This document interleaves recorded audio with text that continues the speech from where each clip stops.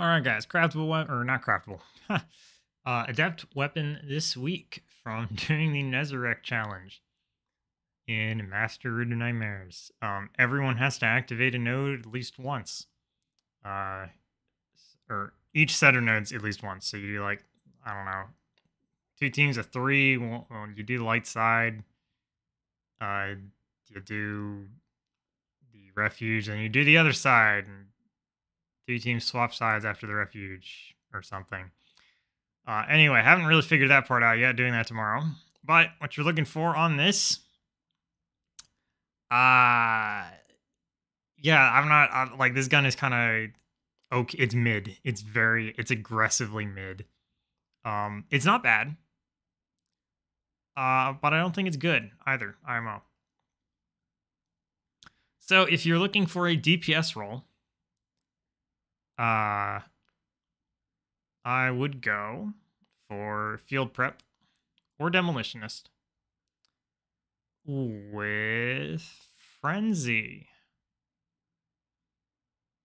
Yeah. Reconstruction wouldn't be terrible either. I just think Demo or Field Prep would be better, especially since you would get a whole bunch of extra reserves with Field Prep. I think this is the way to go. Full Court. Let's talk about Full Court, because this perk is misunderstood, I think.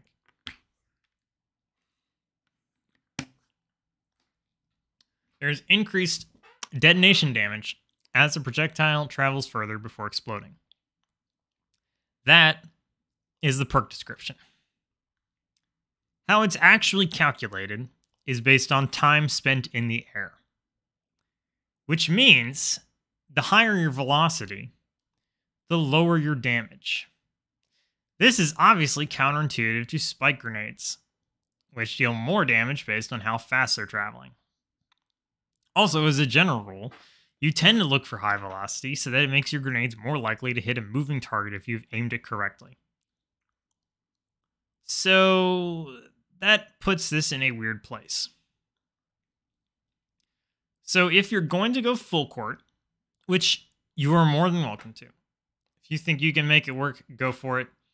It is 25% damage guaranteed if you can keep the grenade in the air for more than 1.1 seconds. You want to focus on the minimum possible velocity. So your masterwork does not matter, just don't get velocity. Then you want probably spike grenade still. And then for your barrel, you want the one that decreases velocity, which I believe the only one that does that is confined launch. This decreases your velocity by about 10. Which means it'll take slightly longer for your grenades to reach their target. Obviously, this is a min-maxing. At the end of the day, it's probably not going to make a huge consistent difference, but I think that's what you should be looking for if you're trying to go full court. So just keep an eye. If you get full court, confined launch, and you don't get velocity, I think that is an acceptable roll on this. There's no magazine option that reduces velocity, so you don't have to worry about that. So just look for a confined launch. Otherwise, so if you're going frenzy, you want velocity, and then you want quick launch here for the handling of velocity.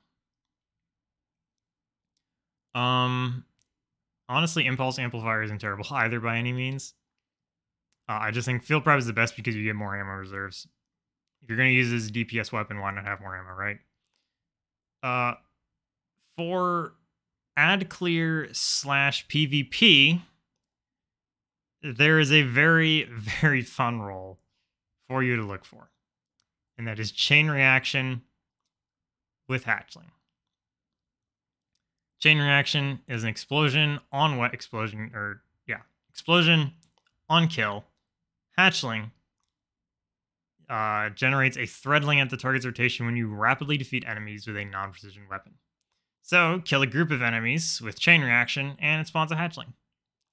That's it. That's the combo. It basically turns into an LMG at that point. Like it's just an extremely good add clear weapon. So for that, I would look for, well, for your barrel, I would go volatile launch for the blast radius. For your magazine, I don't think it's going to matter a whole lot. I think you should be speccing for blast radius with this. So I guess I would go high explosive ordnance, volatile launch, blast radius masterwork. You get 55 blast radius, so it'll just catch anything on your screen at that point if you put it anywhere near them. And hopefully generate an explosion that in turn generates a hatchling. Now, I don't know if this works. I haven't seen anyone mention if it works or not either. I just don't think this weapon gets used a whole lot. Worth looking for, I guess, if you go for this gun, is hatchling. So the threadling generated by hatchling procs other perks. Works with unrelenting, works with subsistence, works with demo and pugilist. So it should work with chain reaction. So technically, if the hatchling goes and kills something, that should create a chain reaction, which in turn could generate another threadling. Obviously, I don't know if that works, so I guess look it up and find out. Or, I mean, maybe you get the roll and you can just mess around and find out on your own. But on paper, that should work. In actuality, it may not, especially with the buggy state of the game right now. But yeah, those are the two things to look out for on this gun. I don't think it's bad. I think calling it bad is doing a disservice because rapid fire grenade launchers are actually very solid options for damage. And this does have some acceptable rolls. It's not as easy as an auto-loading explosive like Wendigo, I think is the big issue with it. Or the Hake grenade launcher that will be craftable that can get field prep and explosive light.